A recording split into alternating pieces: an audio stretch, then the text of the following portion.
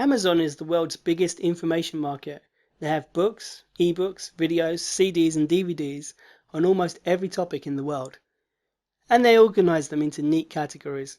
You can see which items are the best sellers. Using Amazon to find niches gives me a couple of important benefits. 1. I can find the most popular niches within a market sector. 2. I can find the niches where people are willing to spend money. There are plenty of topics that people like to chat about without ever paying €1. It's pretty hard to get rich selling information about crop circles, for example. Let's take a look at Amazon and search for books about web development. I like to browse through the book categories for the topic I'm looking for. Using the search feature does give good results, but I sometimes miss books that don't have the keywords in the title. Let's take a look at the bestsellers in the web development and design category. Ignore the random books that seem to be popping up in the results. I have no idea why they're included. Let's just focus on the books which are really about web development and design. As you can see, there are lots of books about HTML, CSS, JavaScript and Python. And the same pattern repeats over several pages of results. There are also more than a few books on internet marketing, which is interesting. Internet marketing is becoming more mainstream, but it's also a very competitive arena. Most of the SEO experts are targeting this niche, so getting real rankings in the SEO niche is a lot harder than other areas. Now, I have a lot of experience with HTML, CSS and JavaScript.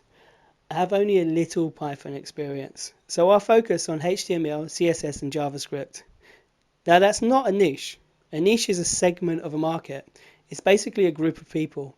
HTML, CSS and JavaScript are topics.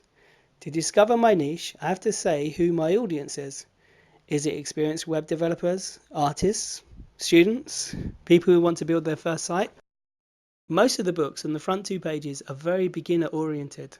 Let's click on a couple of the books to find out more about the intended audience. Let's zoom into the reviews and see if we can work out who is buying these books. The first review, by Nicholas C. Zakas, is interesting. He says the book is written for beginners without a technical background. He also praises the pictures and says it's very easy to understand. Looking over the other comments, I see similar points. People really love the way this book avoids making assumptions about your background knowledge. Also, the book seems to go into much more depth than most tech books for newbies. By the end of the book, a reader should be able to hand code an appealing website from scratch. So, to summarize, here's what I've discovered about the target audience. The book is aimed at readers without a technical background. It's aimed at visual learners, and it's for people who want to go beyond the basics. This is a great niche for me to target. Now I've identified a niche, I need to discover some of the topics that they want to learn about. This is where the Look Inside feature really helps. Let's skip over the legal blurb and look at the table of contents. Chapters 2 to 9 cover the basic HTML elements. From chapter 10 to 16, it covers basic CSS topics.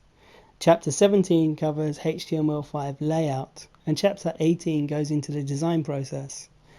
As I go through the contents page, I'm making a list of these topics. In the later steps of the process, we can dig deeper. We can check to see the problems our audience runs into in these areas. Let's take a look at another book from the results. Here we see Learning the Web, a beginner's guide to HTML, CSS, JavaScript, and web graphics. There are a lot of positive reviews for this book too, so let's dive into the contents page.